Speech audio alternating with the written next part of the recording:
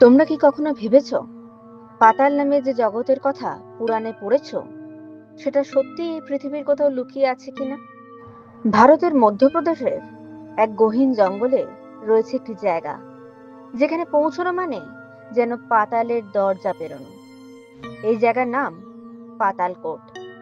এমন একটি উপত্যকা যা হাজার হাজার বছর ধরে রক্ষা করে চলেছে তার রহস্য, তার ইতিহাস আর তার নীরবতা। মধ্যপ্রদেশের ছিন্দওয়াড়া জেলায় অবস্থিত এই পাতালকোট প্রায় ৩,০০০ ফুট গভীর একটি উপত্যকা, ঘন জঙ্গলে ঘেরা, চারপাশে পাহাড়, ভিতরে জনমানবহীন পরিবেশ। প্রায় ৭৯ বর্গ কিমি জায়গা জুড়ে রয়েছে এই এলাকা। নামটা এসেছে পাতাল শব্দ থেকে, কারণ এখানে একবার ঢুকলে মনে হয় নিচের দিকে একেবারে পৃথিবীর গভীরে চলে এসেছি।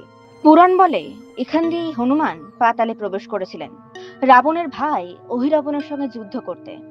অহিরাবণ রাম ও লক্ষ্মণকে অপহরণ করে পাতালে নিয়ে গিয়েছিল, আর এই পথেই হনুমান তাদের উদ্ধার করেন। বলা হয় পাতালকোট সেই পথের চিহ্ন বহন করে চলেছে আজও। জঙ্গলের মাঝে ছড়িয়ে ছিটিয়ে থাকা গুহা, অদ্ভুত গন্ধ, পাথরের ফাটল, সবকিছুই যেন সেই কাহিনীকে সত্যি বলে জানান দেয়। অনেক অভিযাত্রী বলেন পাতালকোটে এমন এক গুহা আছে যেখানে প্রবেশ করলে জিপিএস কাজ করে না, নকশা করা যায় না, রাস্তা হারিয়ে যায়। কেউ কেউ তো বলেন কিছু গুহা এতটাই গভীর যে সেখান থেকে কোনো শব্দ ফেরত আসে না। এটা কি শুধুই প্রাকৃতিক খেলা, নাকি সত্যিই পাতালের কোনো গোপন দরজা আছে এখানে? তবে চাপা পড়ে থাকা ইতিহাস ঘেঁটে দেখলে পাতালকোটকে শুধু একটা ভৌগোলিক অঞ্চলে সীমাবদ্ধ করে রাখা যায় না। এটা সময়ের নিচে চাপা পড়ে থাকা এক মহাকাব্য।